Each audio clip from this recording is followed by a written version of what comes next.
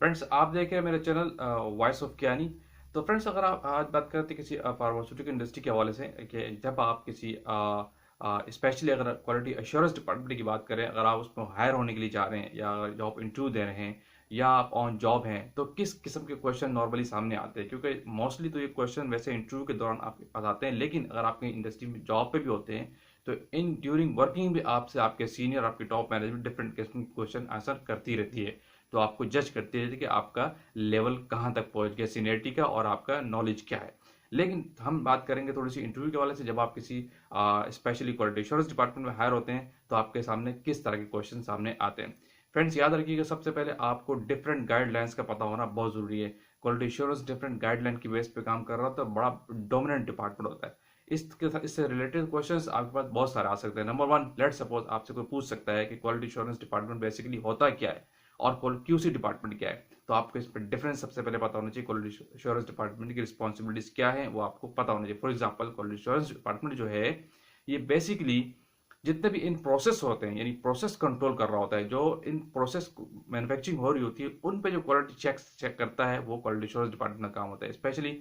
और इसके अलावा जितने ऑडिट्स, जितने डॉक्यूमेंटेशन, जितनी कंट्रोलिंग जॉब्स होती है, वर्किंग होती है, वो सारे चीज़ें जो एक्टिविटी जो है सारी डॉक्यूमेंट बेस्ड एक्टिविटी जितनी ज़्यादा होती है वो क्वालिटी एश्योरेंस के डिपार्टमेंट में हो रही होती है। अदरवाइज क्वालिटी कंट्रोल की बात करें तो वो उनका ज़्यादातर फोकस क्वालिटी टेस्टिंग के हवाले से होता है। जो फिनिश प्रोडक्ट टेस्ट होकर क्वालिटी पे आती है और डिफरेंट स्टेप पे भी आती है, उनकी टेस्टिंग जो है क्वालिटी कंट्रोल वाले लोग कर रहे होते हैं। नंबर वन तो ये। नंबर दो, आपसे डिफरेंट गाइडलाइंस पूछी जा सकती है। आपसे पूछा जा सकता है कि ये कंप्लायंस क्या होता है। और कंप्लायंस की जब बात होगी तो कंप्लायंस से रिलेटेड आपसे CFR 21 की बात लाजमी पूछी जाएगी। अब आप बता सकते हैं कि कंप्लायंस क्या है, यानी वो एक्टिविटीज जो आप as per document, as per guideline, as per best practices, as per protocol को फॉलो करते हुए करते हैं, वो सारी कंप्लायंस में आती है।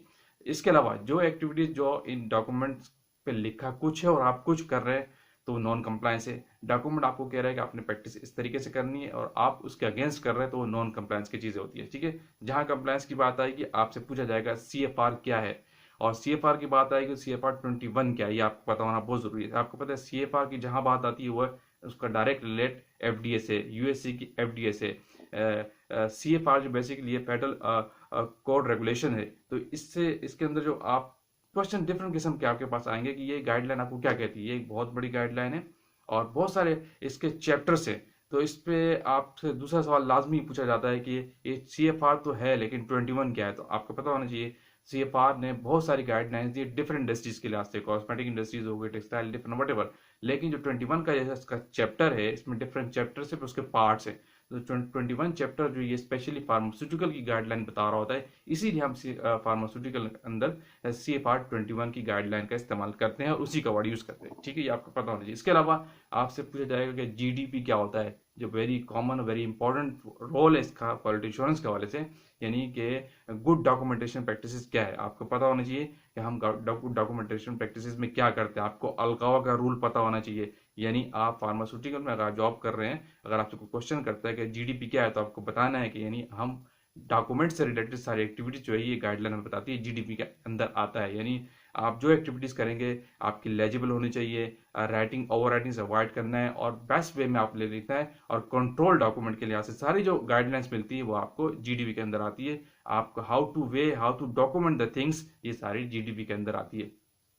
ठीक, ये वो इंपॉर्टेंट क्वेश्चन है जो आपसे अक्सर किसी भी क्वालिटी इंश्योरेंस डिपार्टमेंट में पूछा जाता है। Number one. फिर इसके बाद अंदर थोड़ा अंदर की चीजें आपसे ज्यादा पूछी जाएंगी कि RFT क्या होता है। ये बहुत सी इंडस्ट्रीज में क्वालिटी इंश्योरेंस वाले चेक करते हैं, राइट फर्स्ट टाइम आपको पता होना चाहिए। यानी वो एक्टिविटीज जो आप RFT आपको यही कहता है कि आप एक्टिविटी वन गो में करें, फर्स्ट वे में करें, यानी आपको रिपीटिशन का या ओवर राइटिंग का चांस न हो। ये कहलाता है RFT। और RFT आप कैलकुलेट करते हैं बाकायदा, फार्मास्यूटिकल के अंदर क्वालिटी एश्योरेंस के लोग इसको कैलकुलेट करते हैं, हर ऑफिसर के एनालिस्ट के नहीं ओवर राइटिंग से अवॉइड होने के लिए काम करते हैं। ठीक है, फिर आपसे पूछ सकते हैं कि बैच हिस्ट्री क्या होती है। आपको पता होना चाहिए बैच हिस्ट्री क्या है, यानी जितनी भी आप मैन्युफैक्चरिंग करते हैं, कोई भी बैच मैन्युफैक्चर कर रहे होते हैं, उसका एक बाकायदा एक रिकॉर्ड कीपिंग करते हैं।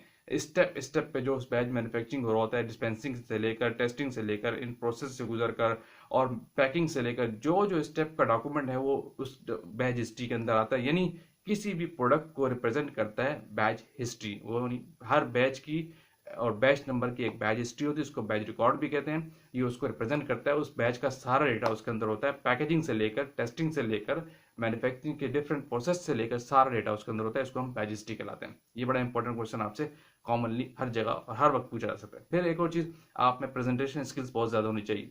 क्वालिटी एश्योरेंस में स्पेशली प्रेजेंटेशन स्किल्स और ऑडिट के पॉइंट से आपका माइंडसेट होना चाहिए कि क्वालिटी एश्योरेंस वाले ऑडिट एंगल से चीजों को देख रहे होते हैं, और आपको जितने भी सिस्टम में आप ऑडिट कर रहे होते हो ज्यादातर उनमें इन्वॉल्वमेंट सुपरविजन जो है ना क्वालिटी एश्योरेंस की होती है। ये आपको पता होना चाहिए कि ऑडिट के पॉइंट्स क्या होते हैं, ऑडिट किस तरह किया जाता है, और ऑडिट के अंदर क्या क्या एजेंडा क्या चीज होती है। इससे हवाले से आप ये डिफरेंट क्वेश्चन पूछ सकते हैं। नॉर्मली लोग पूछ लेते थे अक्सर अक्सर कि एजेंडा क्या चीज है, तो आपको पता होना चाहिए ऑडिट एजेंडा क्या होता है। यानी ऑडिट से पहले आप एक पर्टिकुलर टाइमलाइन लोगों को देते हैं, किसी जो ऑडिटी होता है जिसको आप ऑडिट करने जा रहे होते हैं, और उसके डिस्कशन पॉइंट देते हैं कि हम ये चीजें आपसे चेक करेंगे, इसको ऑडिट एजेंडा कहलाया जाता है। इसमें सारी चीजें ब्रीफिंग के साथ दी हुई होती है। ऑडिट के ऐसे हो गया। फिर एक और चीज बड़ी इंपॉर्टेंट कॉमनली जो आपसे पूछी जाती है इन प्रोसेस के हवाले से, क्वालिटी इन प्रोसेस क्या होता है, या आप चेकिंग के दौरान जाते हैं तो इन प्रोसेस किस तरह करते हैं, और क्वालिटी चेक्स क्या चेक करते हैं, एज पर डॉक्यूमेंट चेक करते हैं या रूटीन चेक के। एक कॉमनली सवाल वेरी सामने आता है कि अगर आप किसी डिपार्टमेंट में इन प्रोसेस करने जा रहे हैं, IPQC करने जा रहे हैं, तो क्या चीज चेक करते हैं आप। तो इसके लिए आपको माइंड सेट समझे, आपको एज पर प्रोटोकॉल तो चेक करना ही है, लेकिन आप प्रोटोकॉल से हटके अलर्ट होकर भी चीजों को चेक करते हैं कि लोगों की वायलेंसेस तो नहीं हो रही, क्योंकि प्रोटोकॉल तो आपको कह रहा है कि चीजें आपने चेक करनी है, उसमें सब कुछ लिखा है, लेकिन लोगों को जो वर्किंग एनवायरनमेंट है, जो आपका लोड है, उनको भी चेक करना है कि लोग नॉन वायलेंसेस पे तो नहीं जा रहे, कंप्लायंस पे तो हट के कोई एक्टिविटी तो नहीं कर रहे, मास हटा दिया, GMP के नॉन कंप्लायंस पे तो नहीं आ रहे। ये चीजें भी आपको लाजमी चेक करनी होती है, इन प्रोसेस पे आपको ये बताना है। फिर एक और चीज बड़ी इंपॉर्टेंट, आपसे क्वेश्चन सामने लाजमी पूछा जाएगा कि GMP क्या है।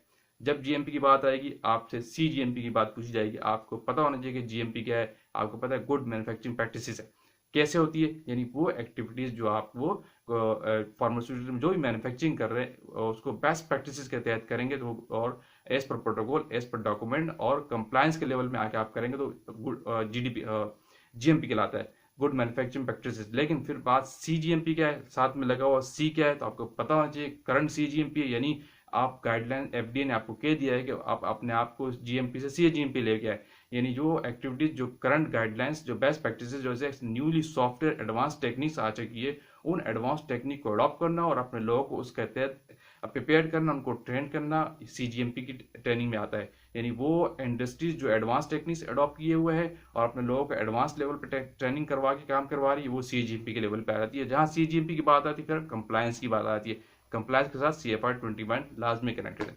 तो फ्रेंड्स ये वो बड़े इंपॉर्टेंट क्वेश्चन है जो आपसे किसी भी फार्मास्यूटिकल इंडस्ट्री में, स्पेशली आप क्वालिटी एश्योरेंस के लेवल से इंटरव्यू के लिए जाएंगे तो आदमी लाजमी पूछे जाते हैं। इसमें और बहुत सारे क्वेश्चन इंशाल्लाह हम इस सेक्शन को कंटिन्यू करेंगे, क्योंकि वीडियो बहुत लंबी हो जाएगी।